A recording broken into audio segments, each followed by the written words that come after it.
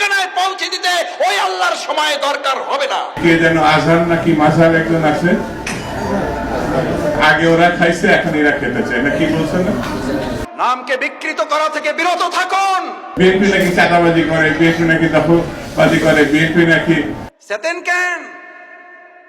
আমি এই জন্য চেতব, চোরের মনে পুলিশ পুলিশ। ইসলামপন্থী আলেমগণ যখন চাঁদাবাজের বিরুদ্ধে কথা বলে, একদল খাইছে আর একদল রেডি হয়ে গেছে, তখন ওই কপাল পরা জামাওয়ালার মতো লোকেরা চটকানো দিতে চান। মনে রাখবেন, খলিফার কাজ ভেঙে চুরে তছনছ করে নতুন একটা বাংলাদেশ বিনির্মাণ আমরা করবই। আলেমদের বিরুদ্ধে লেগে একদল হেলিকপ্টারে উঠেছে, আলেমদের বিরুদ্ধে লাগলে আর একদল হেলিকপ্টারে উঠতে পারবেন না। আল্লাহ তাআলা আলেমদেরও দেখেন, জালিমদেরও দেখেন। আল্লাহ তাআলা আলিমদের সাহায্য করেন আর জালিমদেরকে শায়েস্তা করেন। সুতরাং আলেমদের বিরুদ্ধে অবস্থান নিয়ে কেউ জালিমের কাতারে যাওয়ার চেষ্টা করবেন না, পরিণতি কারো ভালো হবে না। সে যদি শফিকুল ইসলাম মাসুদ হয়, শফিকুল ইসলাম মাসুদের পরিণত তার চেয়ে ভয়াবহ। কারণ আলিমেরা কথা বলে জনগণের কল্যাণের জন্য, ইসলামের জন্য। আলিমদের সম্মান করতে শিখুন, নামকে বিকৃত করা থেকে বিরত থাকুন। ফ্যাসিস্টদের এক টাকলা মুরাদ মনে করিয়ে দিচ্ছি, শুধু এই মাওলানা ডক্টর আজহারি হাফিজাহুল্লাহ বলেছেন, ওই যে কি একটা বলে, ঠিক না ঠিক, এই কথা বলার দুই একদিনের মাথায় ওর মন্ত্রিত্ব চলে গিয়ে অপমান লাঞ্ছনার কাজ করে আল্লাহকে দাঁড় করিয়েছিলেন।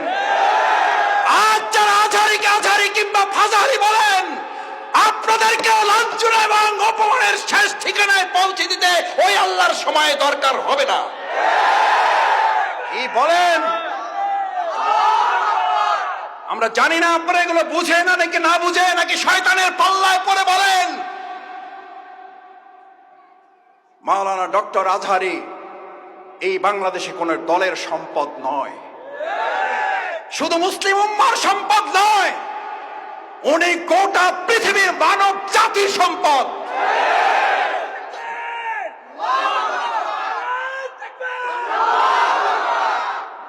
ওনাকে আপনারা বলেন একটা দলে যোগ দিয়ে দেন, আরে ভাই উনি তো একটা দলে আছেই, বুঝেন না কেন? উনি তো একটা দলের কথাই বলেছে, সেই দলের নাম হচ্ছে ইসলাম। ইসলামের কথা বললে যদি কারো গায়ে আগুন জ্বলে, তাহলে বুঝতে হবে ওটা মুসলিম নামের কলঙ্ক, ইসলামের দুশমন। ইসলামের শত্রুরা হুঁশিয়ার সাবধান। আমরা বললাম সাদাবাজার রেডি হয়ে আছে। আরে ভাই, রেডি হয়ে আছে বলার মধ্যে দিয়ে যদি আমি ভয় পেয়ে যাই, তাহলে তো আমি দুইটা অন্যায় করেছি।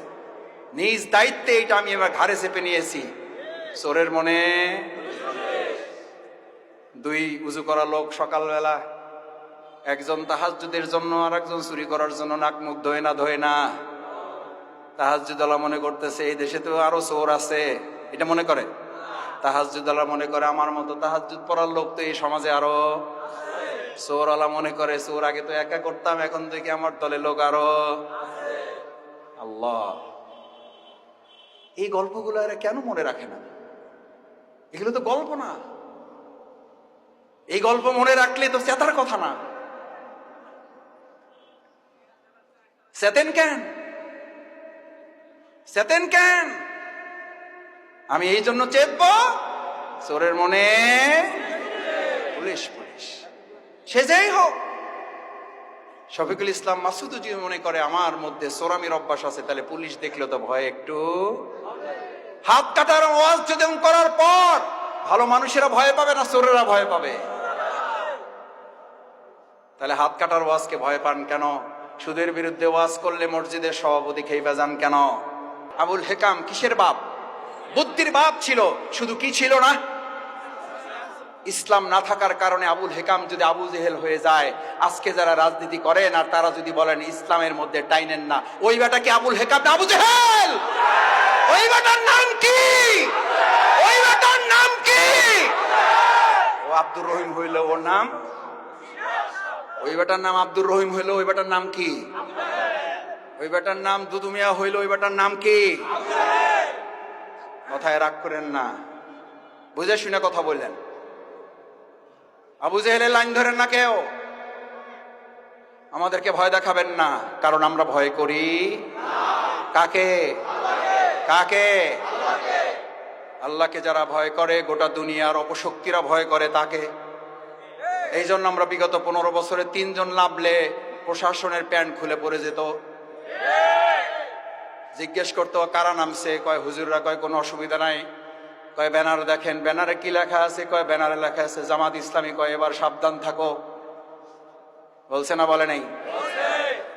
আলহামদুলিল্লাহ 3 জনে এই যাত্রাবাড়ি রাস্তা কাঁপানো হয়েছে না হয় নাই? আপনারা গুলির মুখে থেকেও এগুলো প্রতিবাদ করেছেন না করেন নাই? ইনশাআল্লাহ আমরা ভবিষ্যতেও এই অন্যায়ের প্রতিবাদ। আসুন, ইল্লাল্লাযীনা আমানু, ইমানদাররাই শুধু এই ক্ষতি থেকে বাঁচতে চায়। আমরা ক্ষতি থেকে বাঁচতে চাই, তাহলে ইমান লাগবে, আল্লাহর আইন লাগবে, আল্লাহর বিধান লাগবে। শুধু মসজিদে না, সব জায়গায় লাগবে।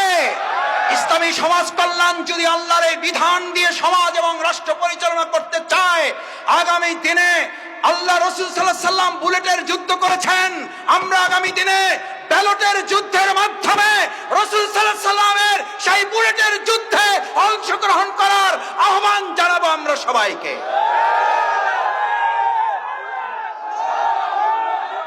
রাজি সবাই?